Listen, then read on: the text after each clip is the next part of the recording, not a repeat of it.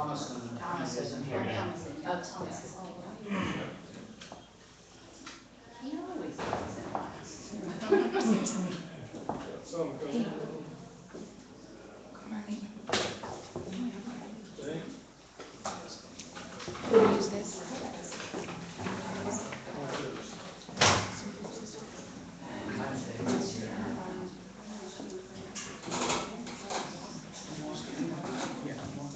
It's 9 o'clock. Bring this meeting to order. You really need to come around here. Hmm? You really need to come around here so we can look at Turn around. I remind everybody this is a hearing, not an open forum.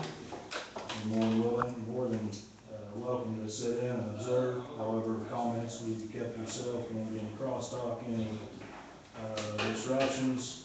We ask you to.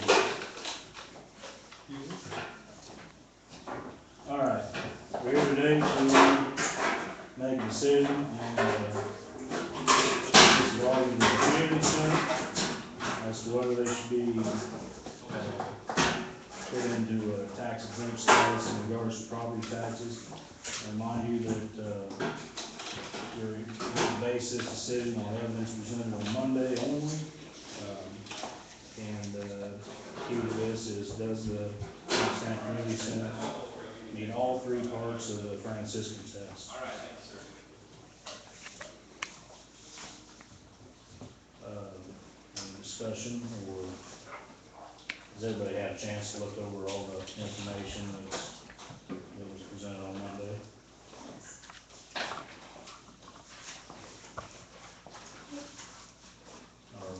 Are you ready to vote, or would you like to discuss something?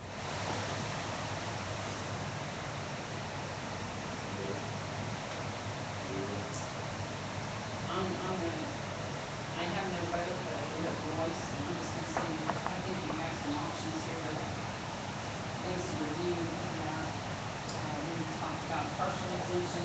I can't hear you. Can't hear. This is for us here too. Keep that in mind. Try to speak louder, I'm sorry. I think we have some options here that we think you need to give some consideration to. You talked about partial exemptions, are they allowable, doable?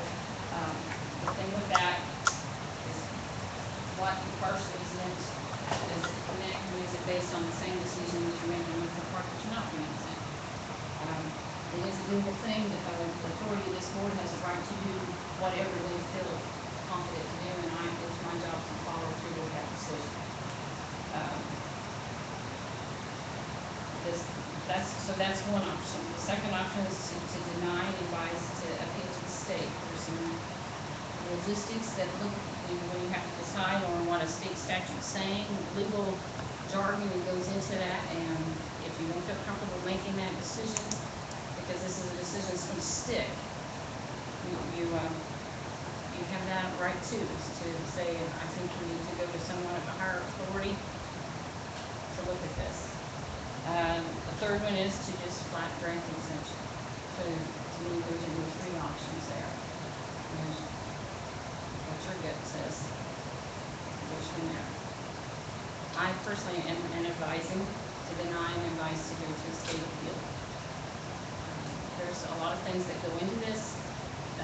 The membership thing is a big draw for me to the fitness center. So that to me is the real big hurt on this as to whether that fits under that Franciscan test. That said, you go from there.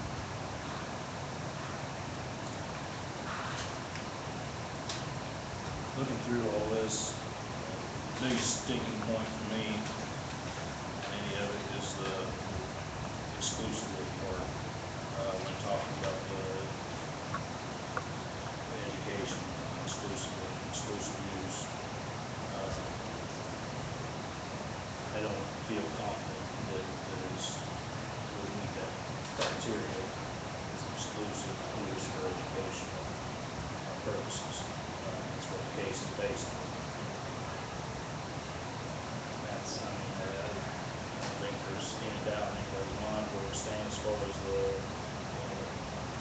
importance of this community center, I think we're all in support of it that far, but based on state statute and the information presented, I have no time believing that it's exclusively used for education.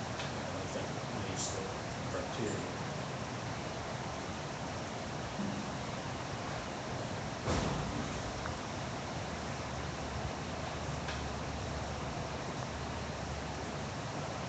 Any further discussion, or entertain a motion?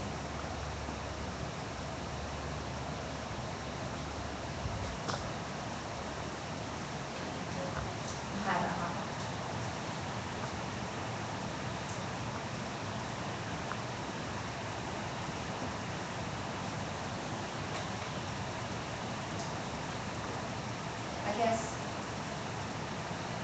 I hope that maybe some type of partial tax, because I feel like also that it doesn't fit a couple of these criteria.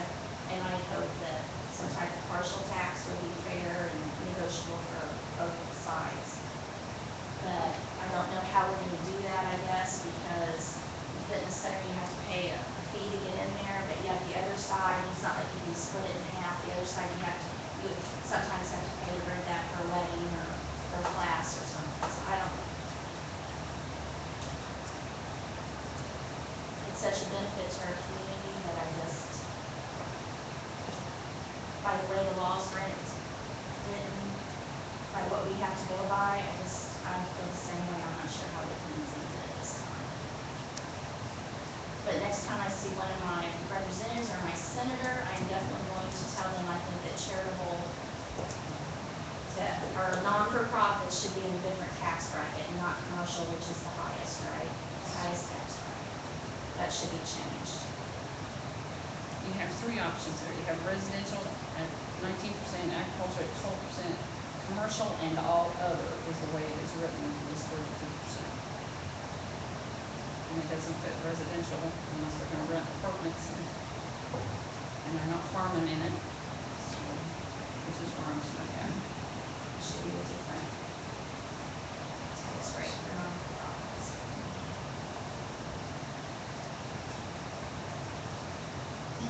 Roger? That's exactly the same thing as, that's where I'm at with that. I think it's great. This is tough. Yeah. This is tough.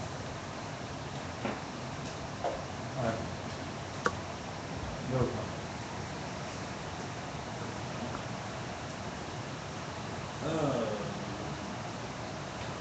Ready to vote? Ready to know where we're at? Any further discussion? Administrator's gonna do what I need to. Yes.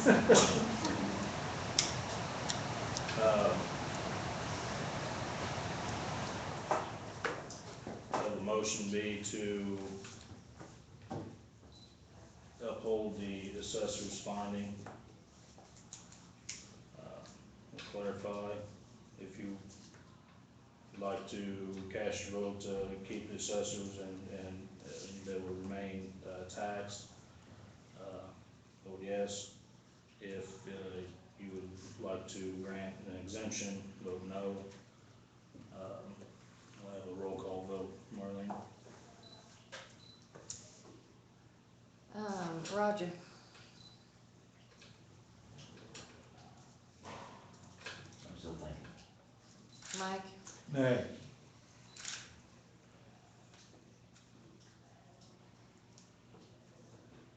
Beth, Yes. Evan, Yes.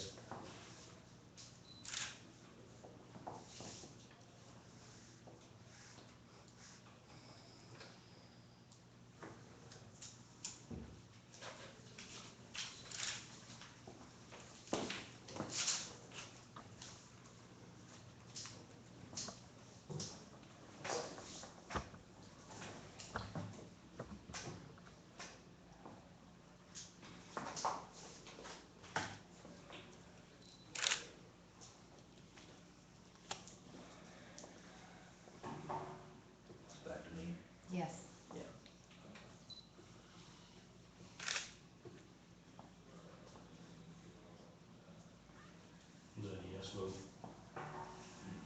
Oh, So, this is tough.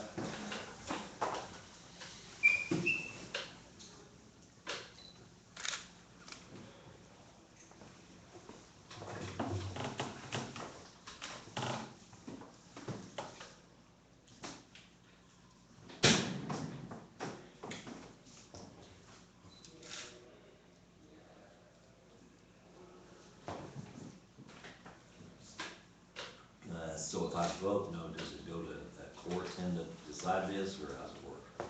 do what now? If I vote no, because it'll be tied, and there's no way to tiebreakers.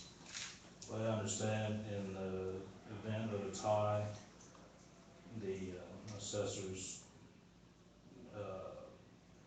it stays the same. Stands. Yeah, it's, the assessors, And then they can appeal it.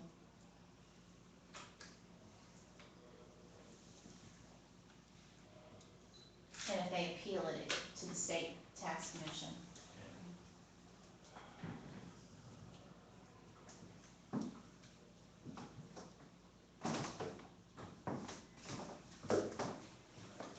Just- Y'all don't know how long I've thought about this. This is tough. Because it's a great thing, it's just hard to do.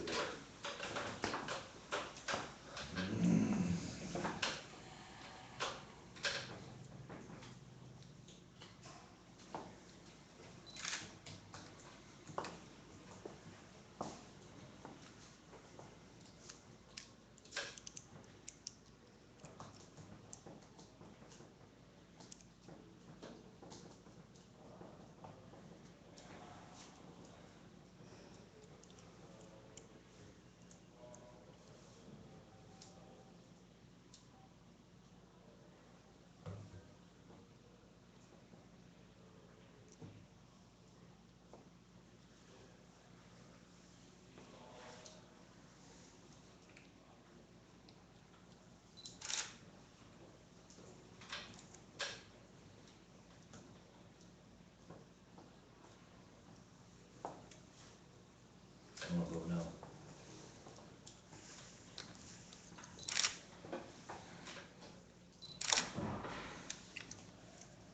roll 2-2, correct?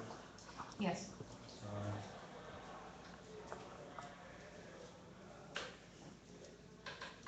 Okay. Motion to adjourn. So be it. Aye.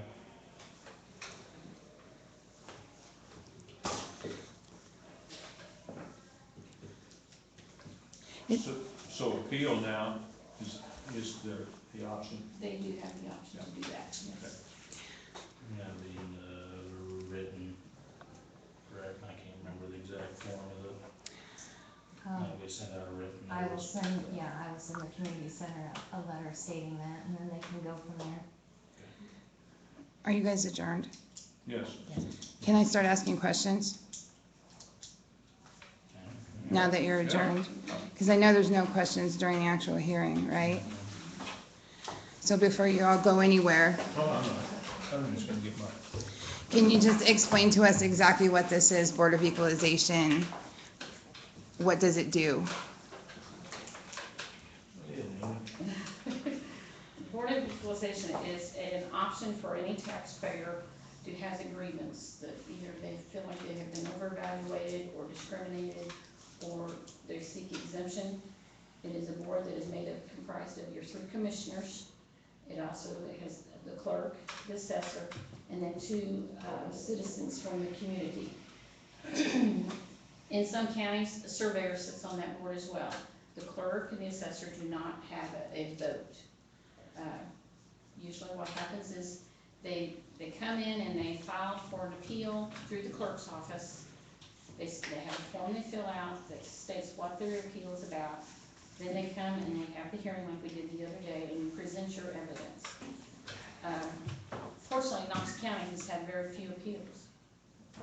How often This has would, been a tough one. It's every year. You can appeal every year. how often would the Board of Equalization for Knox County, would you guess, met? Once a year? Once a year, Yeah. typically. They open up the third Monday in July. by statute is for Monday in July. And this is open to any taxpayer in the county who thinks their taxes are too high or they want to be exempted for any reason. Okay, and this particular hearing was for the Knox County Community Center, wanted exemption across the board, no county taxes whatsoever. Does this also apply to city taxes and It'd be, just state, real and personal property. Yeah. real and personal property? Okay, and then how does someone start this process? They come into the clerk's office and file their appeal. Okay, is there any expense for doing this, for going to the Board of Equalization, other than maybe hiring an attorney to represent you? No, you don't have to have an attorney, you can represent yourself. You can be your own agent. Okay, and then what is their option? I understand there's 5 voting members on the Board of Equalization, which is the officials, the 3 county commissioners, 2 citizen appointees who are appointed by By the commission. appointed by the commissioners. We've only got 1 citizen here. Does that matter that there's only 4 on this voting board? And there should be 5, because it would seem like that's a build-in to make it so there's not a tie. We had a 5th one, and due to an emergency, family emergency, he had a funeral and could not be here for the day of the hearing. Okay, So since he wasn't able to be here for the day of the hearing, he wasn't able to sit in on the vote either. and so basically the rules are if there is a tie, it just goes with the assessor's recommendation. We contacted legal counsel through the state tax commission to find out, and that was the answer we got.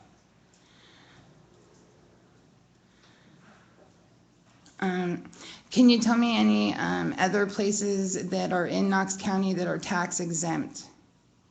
Well, there's several Similar to what? Churches, if you're talking about similar to what we have here, we don't have anything similar to this in Knox County.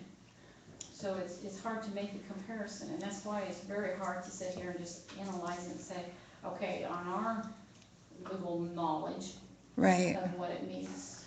So the churches are tax exempt in Knox County. Are there any other entities that are also tax exempt? You have schools are tax exempt. Anything owned by a public entity, number 1, is tax exempt. Is the Knights of Columbus Hall tax exempt? Yes, it is. It falls under criteria of religion because it is a Catholic fraternity.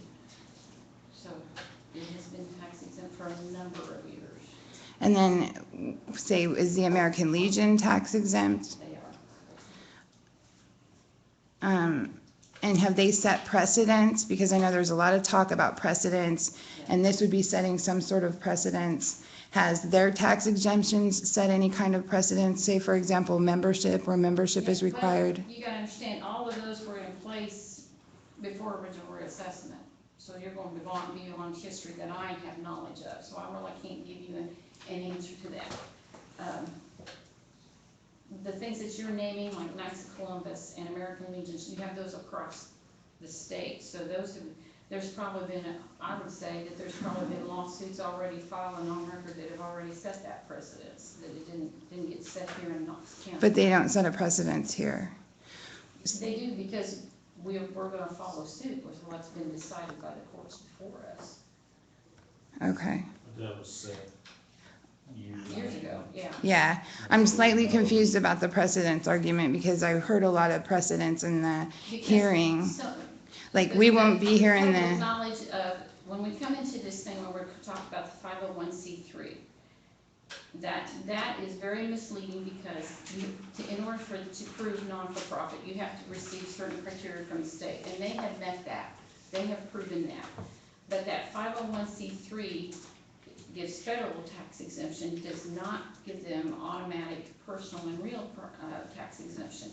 Same way with Missouri sales use.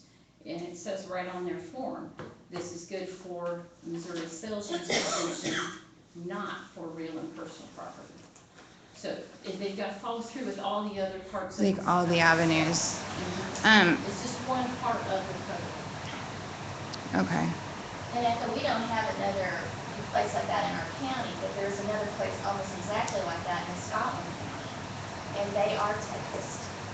Right, the only one I could really think of would be like maybe the Knights of Columbus Hall, they're tax exempt, they rent out their building. The Knights have membership, you have to be a member to be part of their, and I was confused about setting precedent because there was so much talk about precedent going into this, and we won't be here in the future and we're gonna be setting a precedent for the people that come after us. Well, haven't they set a precedent from, the people in the past, haven't they already set the precedent? We're coming after them, if that makes any sense at all. So the precedent argument kind of really throws me because we're setting precedent for future generations, yet generations past where's the precedent from that?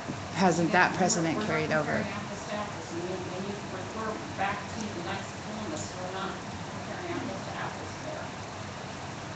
They don't run a fitness center, they don't have, their membership is under through their Catholic church. So Right. that falls under the church realm. And we have to focus, truthfully, we have to focus on who we are talking about today. Not everybody else that's out there. But who we are talking about in this case in particular. I just have one more question. Does anybody know in tax dollars how much money we're talking about annually the community center is spending on real and personal property tax? Anyone? I know according to their assessment this year, using this year's levy, I saw $7,006. The personal property has depreciated, so it's dropped back. And as time goes on, that will continue to drop unless they buy new equipment and update and so forth and so on. Okay. And as the building depreciates, you see a decline. But unfortunately, like our homes and everything else, that's a slow process. Right. I'm finding that out. When you're maintaining and taking good care of it too, that I'm finding that out. Okay, thank you. I have a question. For those of you that have voted against the exemption, can you tell me what wrong in the current system has that you believe it would get? I feel that, two different ones actually. The one that the property must be actually and regularly used exclusively for charitable purposes. I feel like it doesn't meet that one because you do have some things you have to pay to, and it's not just for charitable. The third one, or the second one that I feel doesn't, is that it benefits an indefinite number of people. And the reason for that is that you do have to pay if you use it, not just anybody can go in there. And I all know about how you've got to pay something, you've got to pay something to use it because you've got to have money to operate. But those are I feel like it doesn't meet either one of those. And I've read a lot of this and tried to figure out some way that it would, there was a loophole or something, and I just feel like that those two different things, that it doesn't meet either one of those. Did you read the case that was presented by the assessor? I didn't read all of The it. tennis club case where it specifically cited another similar disability that actually did charge memberships that was distinguished in saying that it was okay for it to be tax exempt. And so the fact that a membership is charged is not one of the distinguishing factors of the test in and of itself. And so you feel like you put too much weight. I don't have any legal background. I just use those three things, and this is not the way I wanted to vote.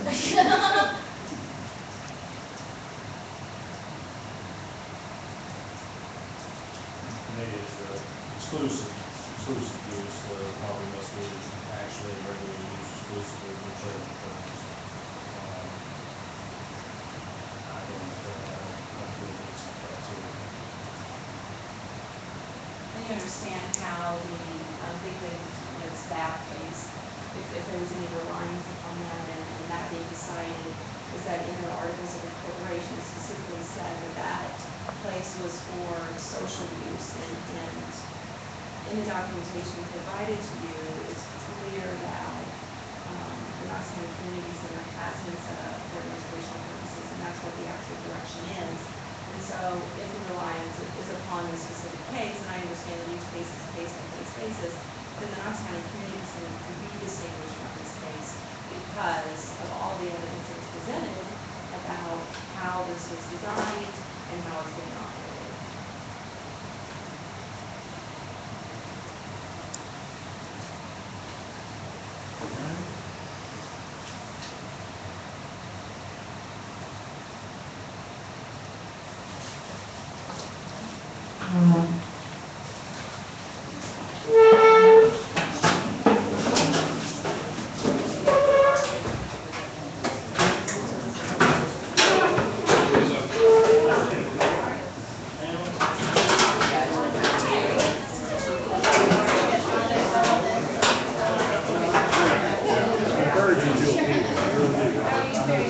I